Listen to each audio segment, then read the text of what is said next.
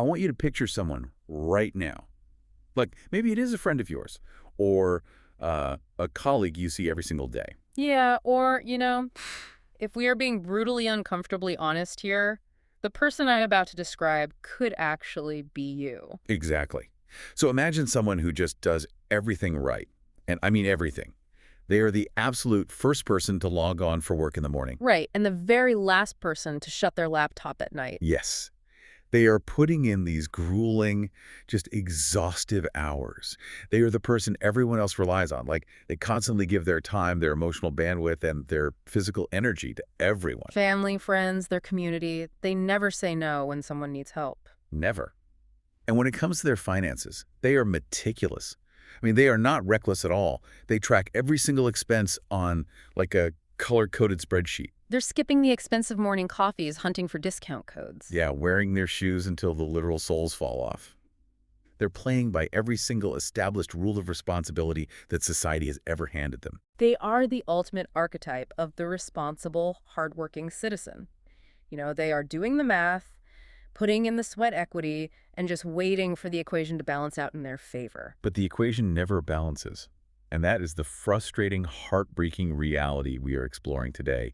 This person is constantly, perpetually hitting this massive, invisible financial wall. It really does feel like dark magic sometimes. It does, because every single time they manage to get just a little bit ahead, like maybe they finally secure that promotion or a year-end bonus somehow comes through. Or they just manage to scrape together a tiny savings cushion. Right. An unexpected emergency just strikes out of nowhere. The transmission on their perfectly maintained car completely fails. Or a sudden, massive medical bill arrives in the mail for some weird ailment. Yeah, or the roof of their house starts leaking during a storm. Yeah. And that exact amount of surplus money they just saved, sometimes down to the very dollar, is wiped out perfectly. It's like they're running on an endless, exhausting treadmill. Looking around at the rest of the world and wondering why other people seem to just attract stability effortlessly while they are locked in an eternal state of survival mode. And we really have to acknowledge the internal narrative that accompanies that relentless cycle because, honestly, it is incredibly damaging. Oh, absolutely. When your lived reality constantly contradicts your conscious effort, it creates this profound psychological dissonance. The internal monologue is brutal. You can just imagine this person sitting there at 2 in the morning, bathed in the blue light of their phone screen, staring at their bank app. Just thinking, I guess I just need to work harder. Right. I need to sleep less. I need to pick up a second job or find a side hustle. Or, and I think this is equally common, they swing to the absolute opposite extreme. They become entirely cynical. Yes. They think, the whole system is completely rigged against me. The economy is broken. The universe is targeting me. And no matter what I do, some invisible hand is going to snatch it away. Exactly. It breeds this deep, dark resentment and a profound, paralyzing confusion.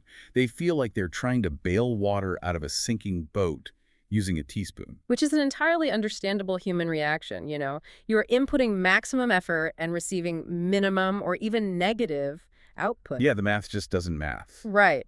The natural emotional byproduct of that is resentment. But what the materials we are analyzing today suggest is that this resentment is actually blinding us to the true mechanism at play. And that brings us to the core mission of our exploration today.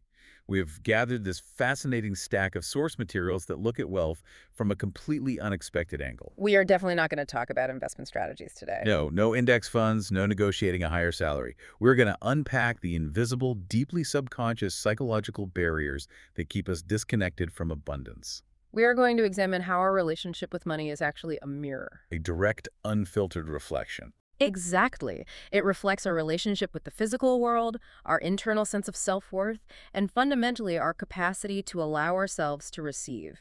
That is the pivotal shift in perspective we need to establish right away. We have to move away from viewing money purely as a mathematical external force, like something that just happens to us. Instead, the sources challenge us to understand our financial reality as an emotional and psychological feedback loop. So our goal today is to help you connect the dots between the deeply hidden internal fears you might not even realize you harbor and the actual numbers you see in your checking account. So true. So for everyone listening, whether you are driving to work or folding laundry, I invite you to just sit back, take a breath, and get ready to evaluate your own hidden financial set points. Because the concepts we found in these sources are incredibly eye-opening. They completely shattered how I view my own financial behavior. Let's start by unpacking this foundational concept from the text, the subconscious financial comfort zone. Yes. The sources refer to this as the $5 life. Right. And the best way I could visualize the mechanics of this, and I want you to tell me if the psychology here holds up, is by thinking about the internal thermostat of a house. The thermostat analogy is an excellent way to conceptualize the brain's drive for homeostasis. Walk us through how you see it applying here. Okay, so picture a room where the thermostat on the wall is strictly mechanically programmed to 65 degrees. It is hardwired. Right, it cannot be changed. Exactly. Now, let's say it is the middle of July, it's sweltering outside, and somebody opens a large window. The hot summer air rushes into the room. So the temperature goes up. Yeah.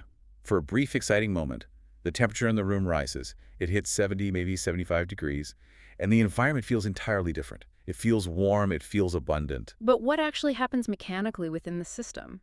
Well, the sensors inside that thermostat detect that the environment has deviated from its programmed baseline.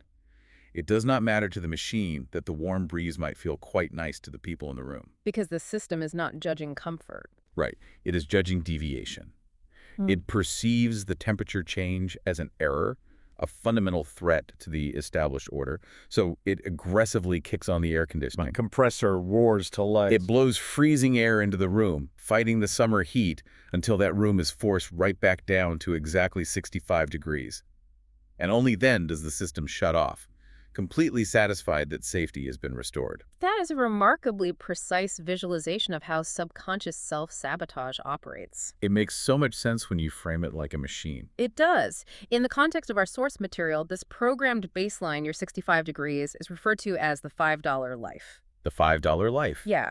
It represents the specific level of wealth, the degree of stability, or even the familiar flavor of struggle that your subconscious mind has deemed normal. And crucially, in the language of the primitive brain, normal is synonymous with safe. Exactly. But that is where I hit a wall when I first read this. I mean, living paycheck to paycheck, dodging collection calls, panicking at the grocery store checkout line, none of that feels safe at all. Consciously, no. It feels objectively terrifying. Right.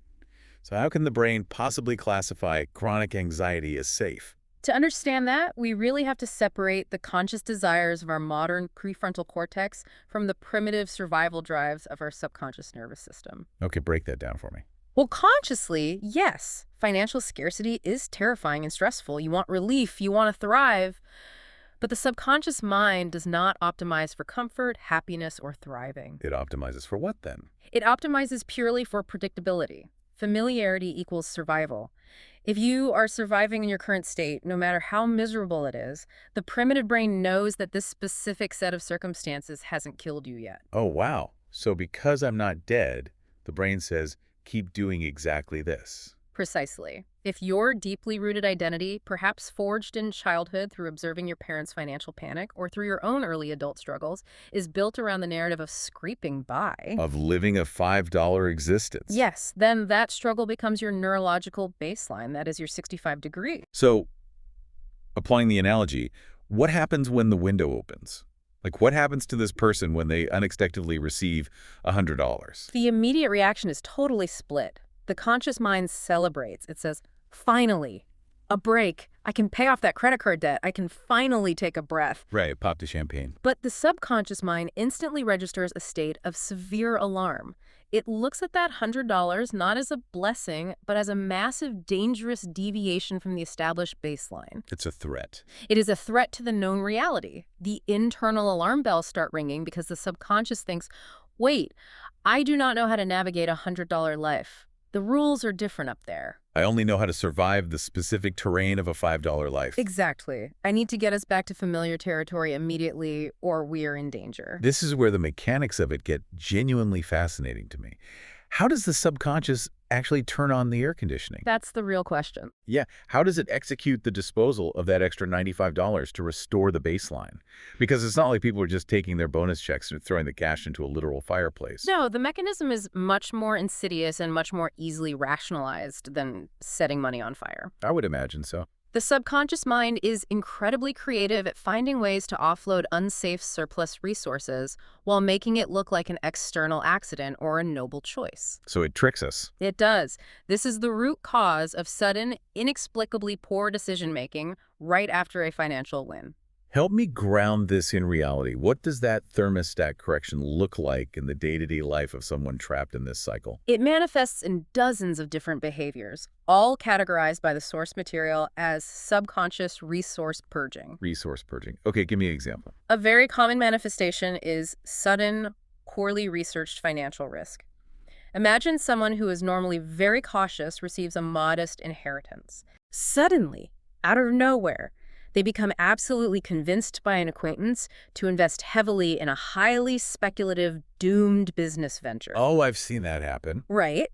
Or they experience an overwhelming, urgent emotional need to purchase a depreciating asset they don't actually need. Like a luxury vehicle that comes with exorbitant, unmanageable maintenance costs. Exactly. Or, and I see this one all the time, they suddenly become the financial savior for everyone in their orbit, right? Yes, the savior complex. They get a raise, and instantly they're lending money to that one relative who has a decades-long track record of never, ever paying anyone back. That is a classic example. And the genius of that specific sabotage is how the conscious mind frames it.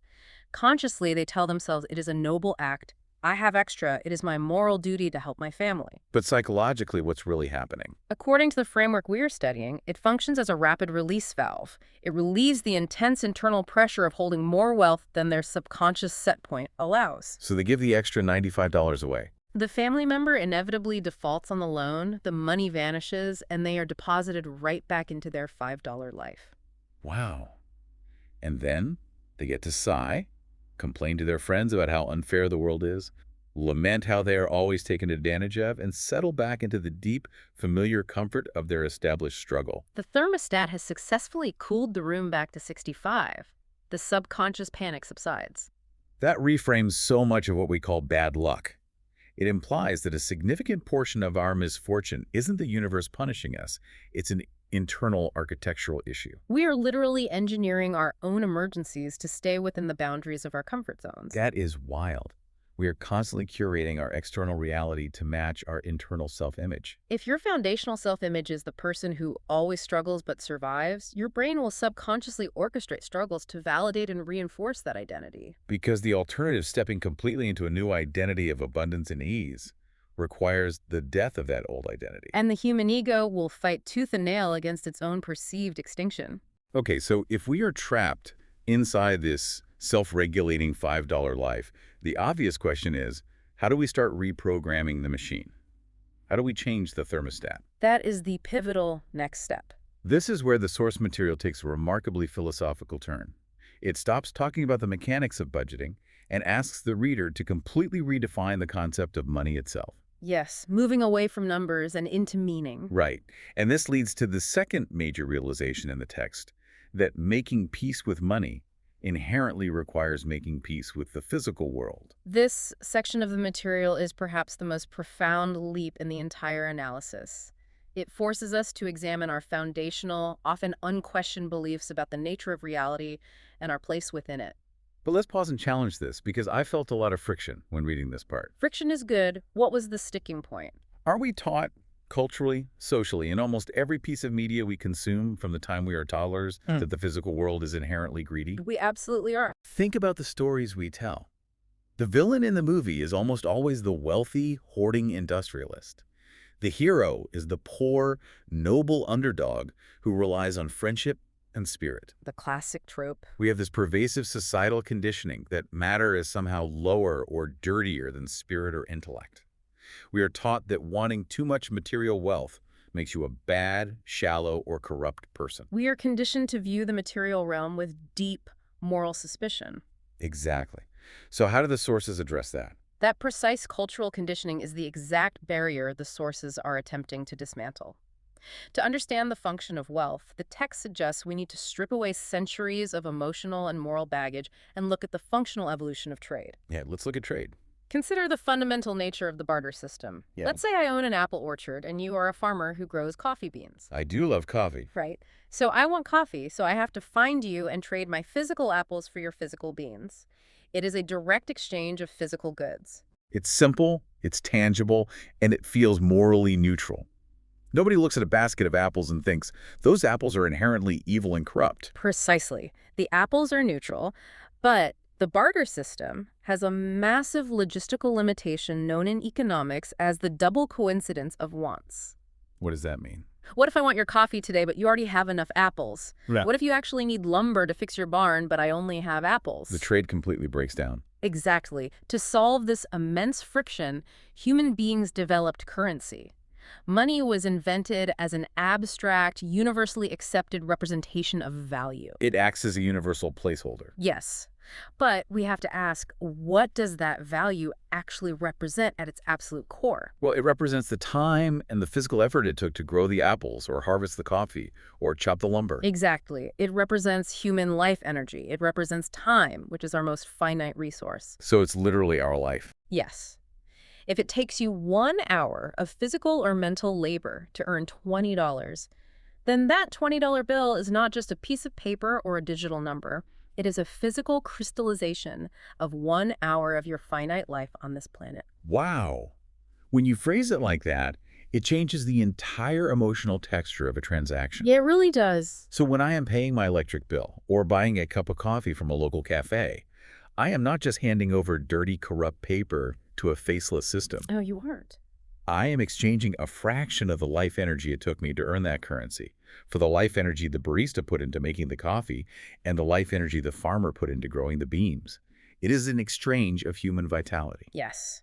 Money is simply the neutral medium of exchange that connects all of these disparate human efforts. It is the bridge that allows us to interact with the vast, complex ecosystem of the physical world. And here is the source's most critical, confronting insight.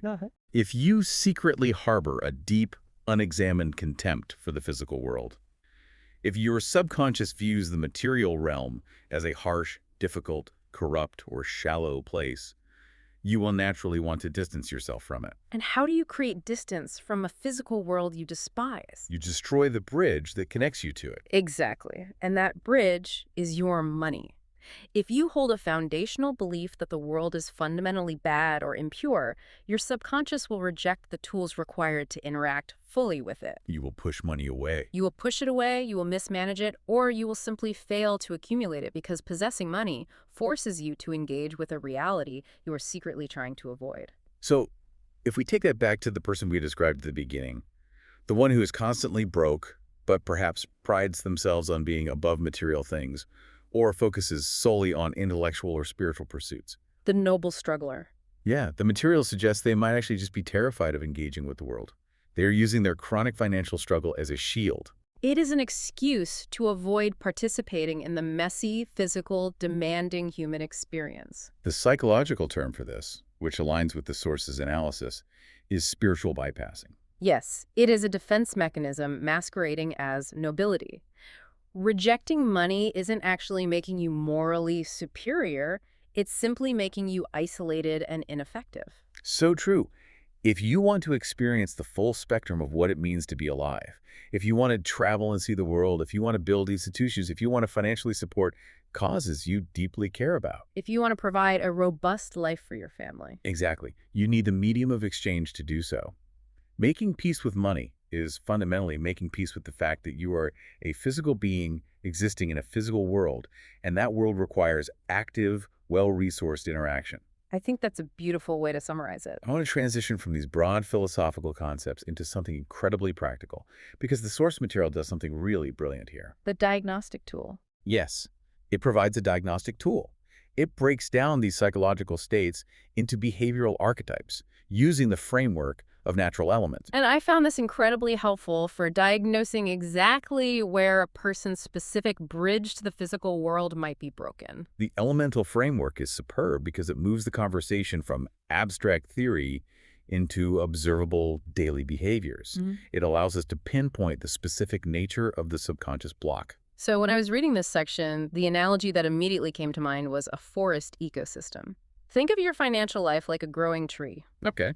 For a tree to actually thrive and produce fruit, it requires a dynamic, constantly adjusting balance of different elements. It needs solid soil earth to root into and provide a foundation. Right. It needs water to flow through its trunk and carry nutrients to the branches. It needs sunlight, which we can call fire, to provide the active energy for photosynthesis. And it needs air for respiration and the exchange of gases. And if you deprive that tree of just one of those elements, or if you overwhelm it with way too much of one, the entire system withers and stops growing. The source argues our financial lives operate under the exact same requirement for elemental balance. Let us apply that ecosystem metaphor to the 4 specific psychological elements detailed in the sources, starting with the foundation, the earth state. Okay, earth. When I think of earth, I think of solid ground, stability, boundaries. Precisely. Psychologically, the earth state represents stability, preservation, structure, and the ability to hold on to what you've gathered. It is your financial foundation. But the text explores what happens when these elements fall out of balance. Yes. When a person's earth state is imbalanced by being too high, they become incredibly rigid. They refuse to adapt. They become terrified of change or movement. This is the psychological profile of the person who is fiercely, desperately guarding their 5-micro life. Exactly. They will not invest their savings because they fear losing a single penny. They will not take a new, better-paying job because it disrupts their known routine. They hoard resources out of a deep scarcity mindset, effectively stagnating their own growth. They become petrified, like fossilized wood. They are the thermostat locked permanently at 65 degrees, refusing to let even a breath of new air into the room. They survive, but they certainly don't grow. But what about the other extreme? What if a person's earth state is too low? What does that look like in their bank account? If the earth state is severely depleted, the person lacks any structural foundation. They have no boundaries. They are ungrounded. So they just float around. Yeah, this is the person who over-adapts to everyone around them and simply cannot say no to a request. Financially, they squander their resources because they have no solid container to hold them. Money might flow into their life in large amounts, but it immediately spills out in every direction, on impulse purchases, on bailing out friends, on poorly thought out expenses. Because they lack the structural integrity to contain and manage the value they receive. So that is the foundational earth. Now, I want to look at the water state, because the specific anecdote the source material uses to illustrate this concept was one of those rare moments that genuinely shifted how I view my own daily habits. The water state is fascinating because it deals with movement. It represents flow, adaptability, and crucially, a person's subconscious connection to the broader flow of resources around them. Water is about continuous circulation. So here is the anecdote from the text, and I want everyone listening to think about whether they do this.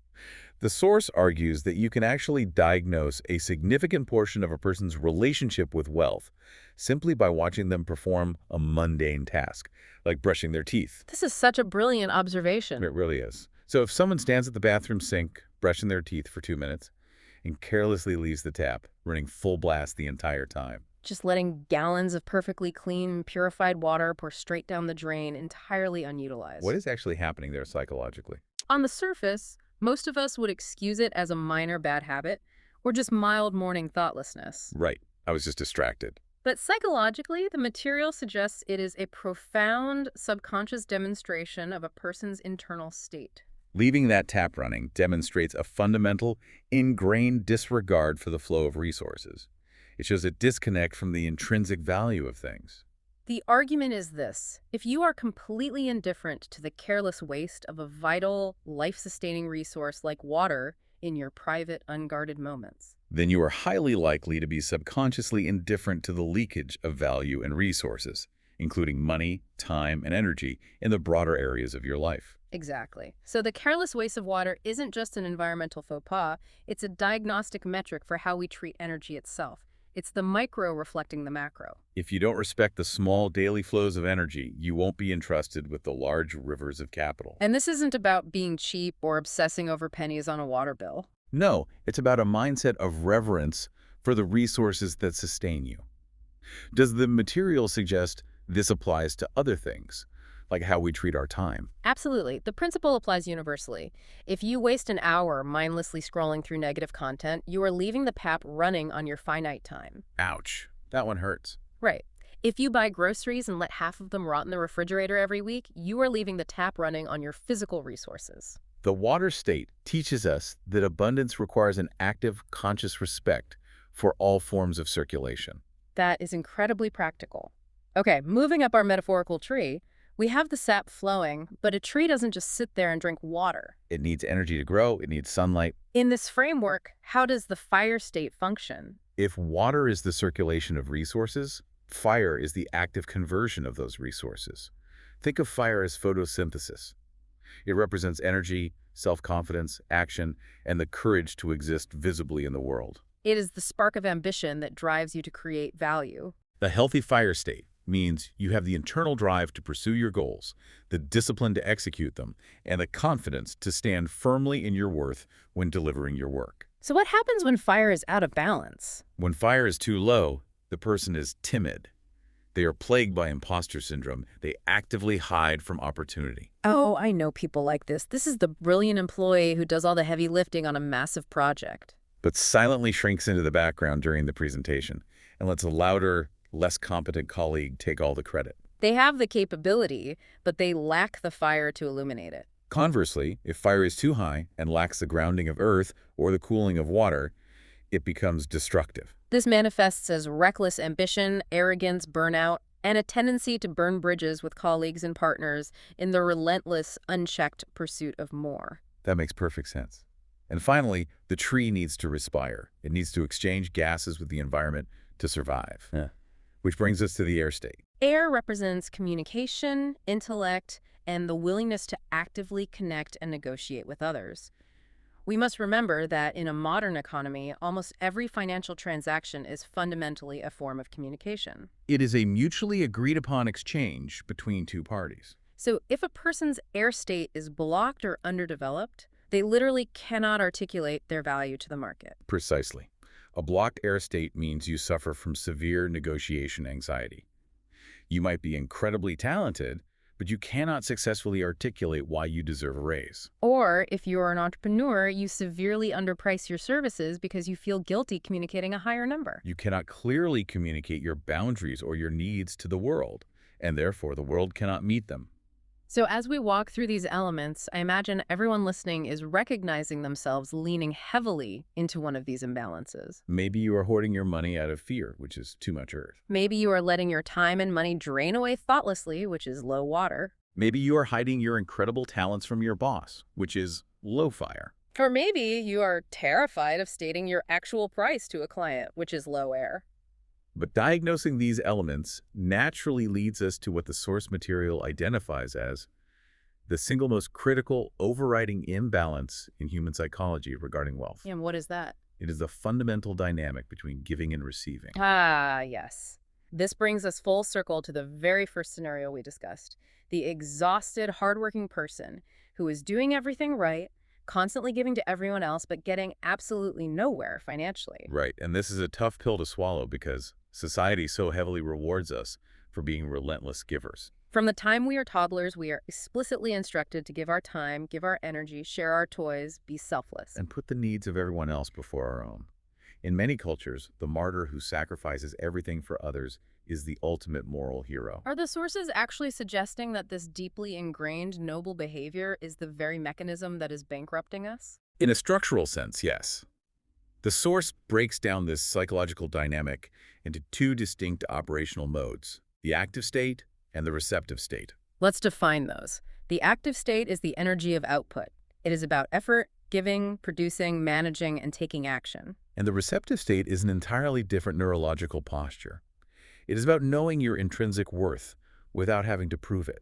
Allowing yourself to be supported, accepting help, and allowing resources, whether that is money, love, a simple compliment, or a massive career opportunity to flow to you.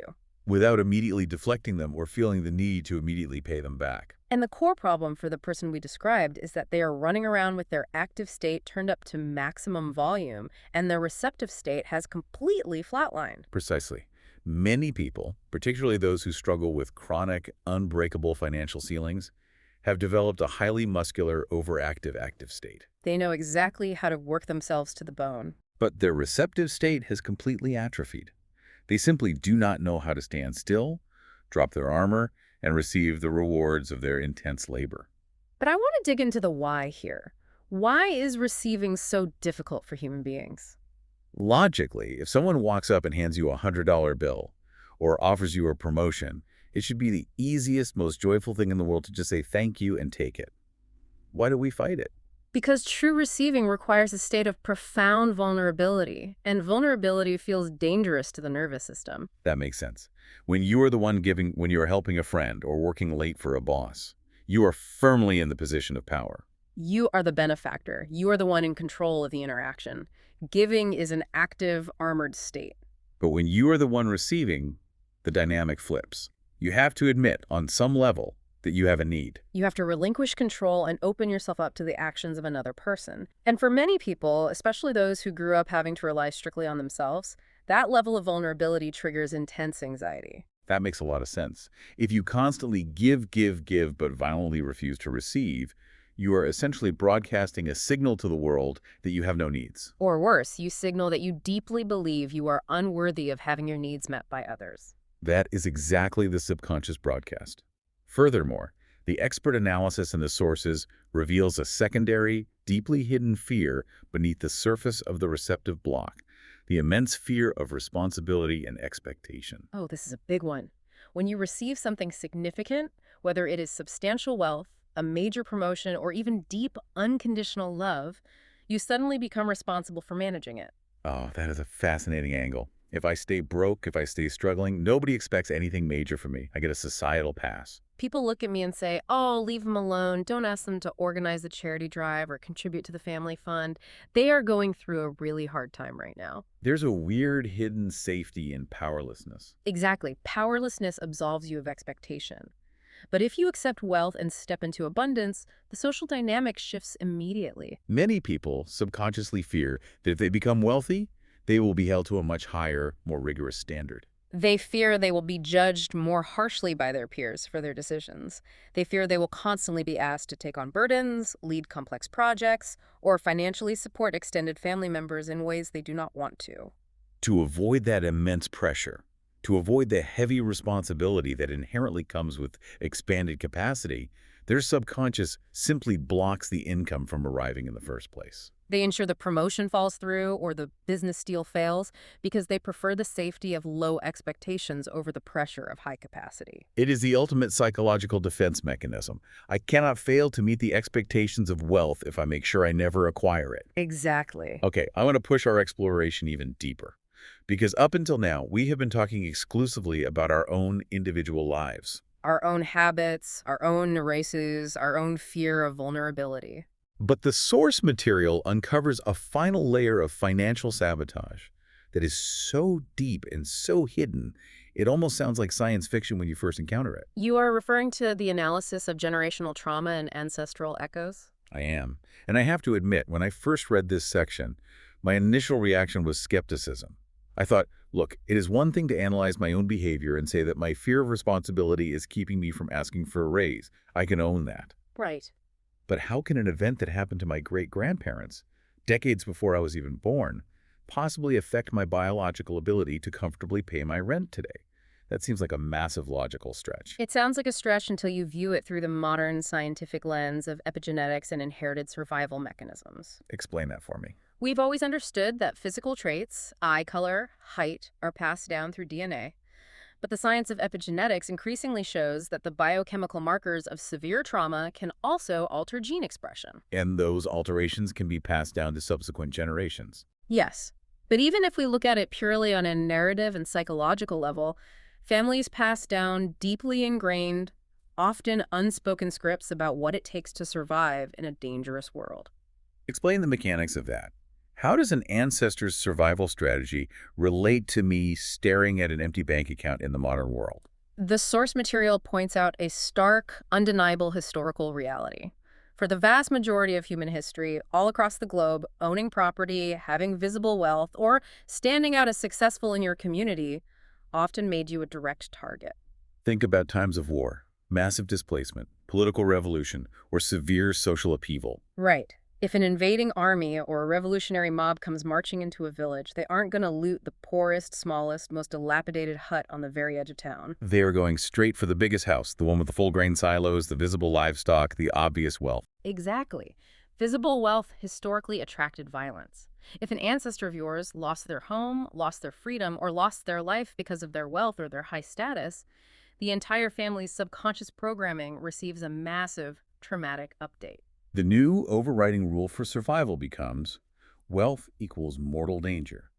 Visibility equals death. This isn't necessarily a conscious thought that a grandfather sits down and tells his grandson. It is an inherited energetic posture. It is a subtle shift in the family narrative. The implicit lesson passed down through the generations becomes about staying small, staying invisible, not making waves, and blending seamlessly into the herd to avoid drawing the eye of the predator. So generation after generation, the family is operating on this invisible, downloaded script that essentially says, we don't do wealth in this family. Wealth gets you killed or it gets everything taken from you. We stay safe by staying poor and unnoticed. And today, you might be sitting in a perfectly safe, modern city, sitting at a laptop trying to build a new business, but your nervous system is still operating on the biological trauma response of a displaced ancestor from 100 years ago. Precisely. Your conscious prefrontal cortex is trying to build a financial empire, but your primal nervous system is violently pulling the emergency brake every time you get close to success. Because the primitive brain genuinely believes you are walking out of the safety of a cave and into a lethal ambush. It is protecting you the only way it knows how, by keeping you small. That reframes everything. And the source material provides a visualization exercise to help uncover this specific fear of visibility. And I want to walk the listener through it right now, because when I did it, the realization felt like a punch to the gut. It is a very revealing exercise. I recommend anyone listening actually pauses to fully visualize this. Okay, here is the exercise from the text. I want you to close your eyes, and I want you to genuinely, vividly imagine having unlimited funds. Not just a comfortable emergency fund, but absolute, vast, lottery-winning wealth. Picture the exact details. You have a massive estate. You have multiple luxury cars in the driveway. You have a full staff catering to your daily needs. You fly exclusively on private jets. Now, when people first begin this visualization, they usually feel a rush of dopamine. They feel the thrill of the luxury and the freedom. But then the source asks you to do one more thing in your vision. It asks you to look around this incredible new life you have built. Look for your current friends. Look for your parents. Look for your siblings. Where are they in this vision? And what is the most common realization when people look for their loved ones in that scenario? They realize that they are completely, utterly alone. In their subconsciously generated vision of extreme wealth, their current social circle has vanished. They realize that their own mind has isolated them. And that profound sense of isolation reveals the true underlying psychological block. When confronted with the reality of immense, life-altering wealth, the terror isn't actually about managing the money itself. The core fear is social excommunication. The hidden script is, if I become vastly wealthy, I will outgrow my community. I will have nothing in common with my childhood friends. I will become an immediate target for jealousy, resentment, and judgment from the people I love the most. They will look at me differently. They will ask me for things I don't want to give. I will be fundamentally alone, and therefore I will be fundamentally unsafe. That is the core terror of the human animal.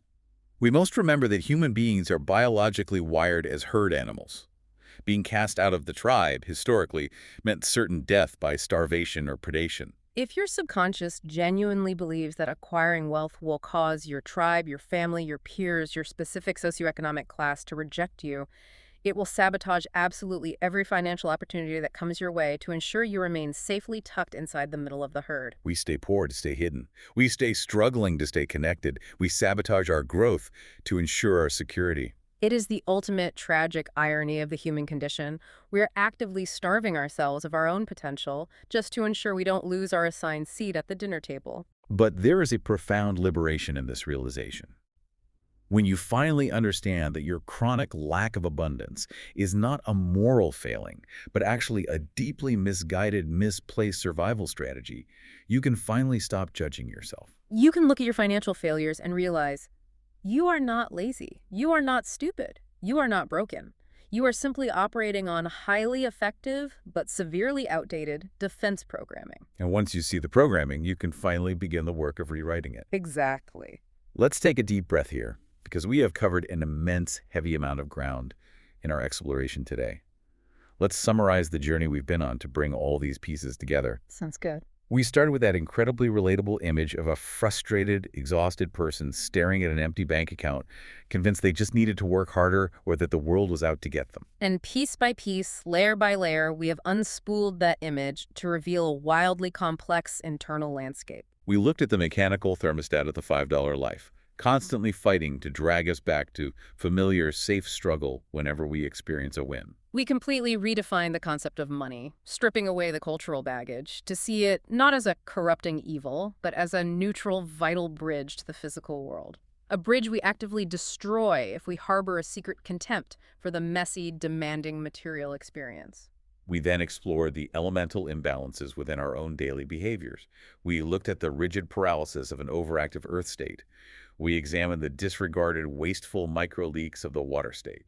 We looked at the hidden, fearful potential of a suppressed fire state and the silenced communication of a blocked air state. We confronted the painful reality that our cultural obsession with being the ultimate giver has completely suppressed our vulnerability, leaving us with an atrophied capacity to simply receive the rewards of our own labor. And finally, we dug all the way down to the absolute bedrock, the ancestral echoes, the inherited generational terror that tells our nervous systems that visibility is dangerous and that acquiring wealth will ultimately result in isolation from our tribe. We have effectively mapped the invisible architecture of financial sabotage. If we pull back from all of these specific mechanisms and look at the broader reflection on human potential here, the ultimate message of these sources is incredibly empowering. It reframes our entire pursuit of resources. True abundance isn't merely about hoarding physical assets or watching digital numbers increase on a banking screen.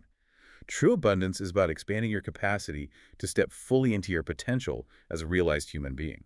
It is fundamentally about giving yourself the permission to take up space in the world. Yes, it requires immense courage. It requires the courage to be visible and the fortitude to endure the temporary discomfort of leaving your familiar, struggling baseline. It requires profound humility, the humility to drop your armor, to step into the receptive state, to admit you have needs, and to allow the world to meet those needs. And perhaps most importantly, it requires the philosophical wisdom to see the physical world not as an enemy to escape or a corrupting force to avoid, but as a magnificent, interactive landscape. A landscape to engage with beautifully, responsibly, and powerfully.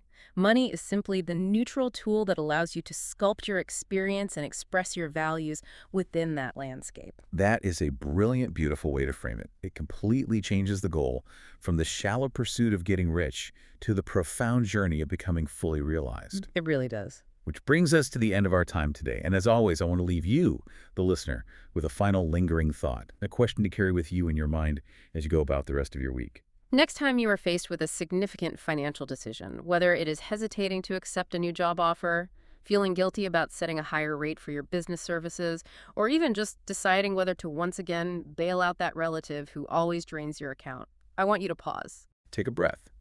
Look at the choice in front of you and ask yourself with absolute honesty. Are you acting out of a genuine desire to grow, expand, and experience more of the world? Or are you just subconsciously trying to adjust the thermostat back to 65 degrees? Are you retreating to a temperature where you can stay perfectly safe, perfectly familiar, and completely invisible? The world is waiting for you to show up in your full capacity with all your talents brightly visible. Are you ready to step out of the herd? Are you ready to let yourself receive?